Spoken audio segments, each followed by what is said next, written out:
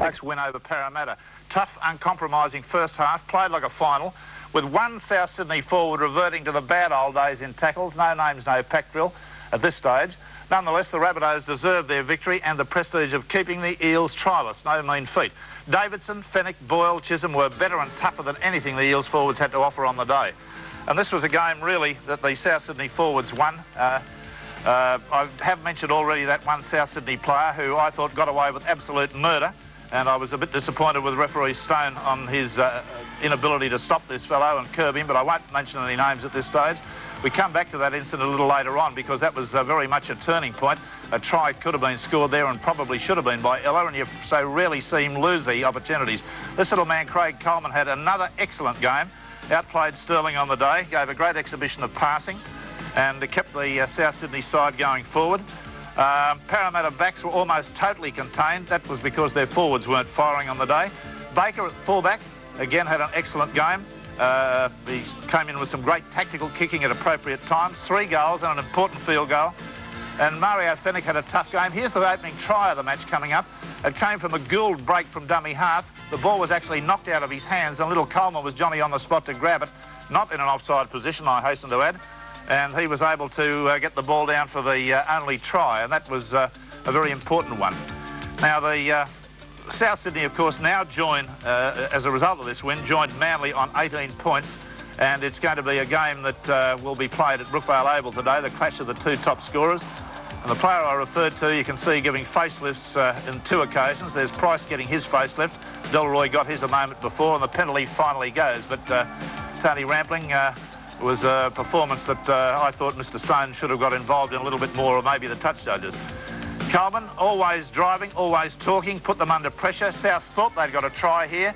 I'll show you that in the replay a little later on. The referee was totally correct on that occasion because the ball had come forward off, I think it was Boyle. Delroy, the young fullback, playing in his initial first-grade game.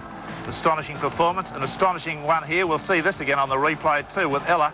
You would have put lay down Mazaire odds on money for him to score that try, but there he was caught, and we'll show that again and just let you see how the action was correctly ruled by Mr. Stone as no try lost in goal.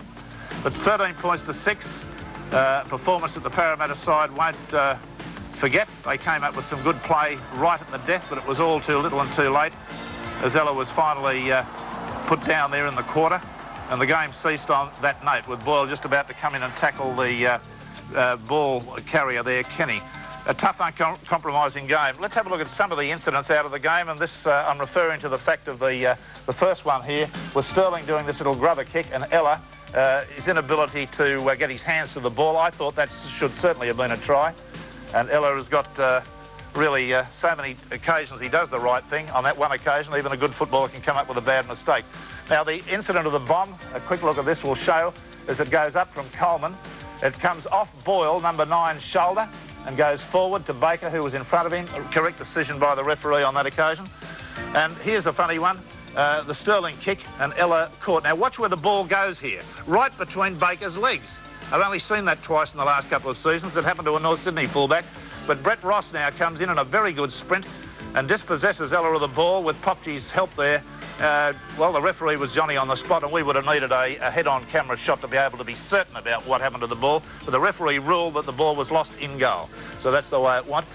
Now, the South Sydney crowd booed and booed and booed over this one. They thought that definitely the try had been laid on for Popchi, their centre three-quarter. But you'll see as we run the tape on this one that... no, this is Chisholm. I'm sorry, I got myself out of sequence. And this is a hip throw. A Cumberland throw by Ray Price. Legal if the hands of the tackling player come onto the body of the opponent before the feet and the legs do. So that's quite legal, and Price has been doing it for a long while.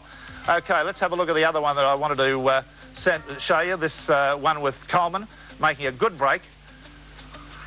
I've still got myself out of slight sequence here. I don't know what I've done, but we'll continue on. That's how young Setri got himself hurt. Could I ask my director to just go back and show that again? I want to show young players how not to tackle. Don't put your head in front of a person that's coming at you. If we can do this again, it's coming up again. Now watch young Setri. Geez, I don't know what's happening here. We've gone from one excerpt to another. Here's the original one I was talking about with Coleman throwing the dummy He passed it 2 yards short of the quarter line, and Popchi took it 1 yard over the quarter line, and the South Sydney crowd booed and booed and booed. And, you know, really, you've got to know the rules of rugby league. Don't start giving the work out to the referee when a thing is patently 3 yards offside. That pass was there. Now, what have we got coming up next? Have we got the next incident that I wanted? OK, let's have a look at it. This is... now, don't put your head in front when you come into tackle. You saw where young Setri got the knee, quite legitimately, from Davidson, right in the side of the head. He was carted off the field, and he must be taught how to tackle correctly. It's no good putting him in first-grade football if he's not got the right technique in those situations. OK, having said all that and got myself nice and angry, we'll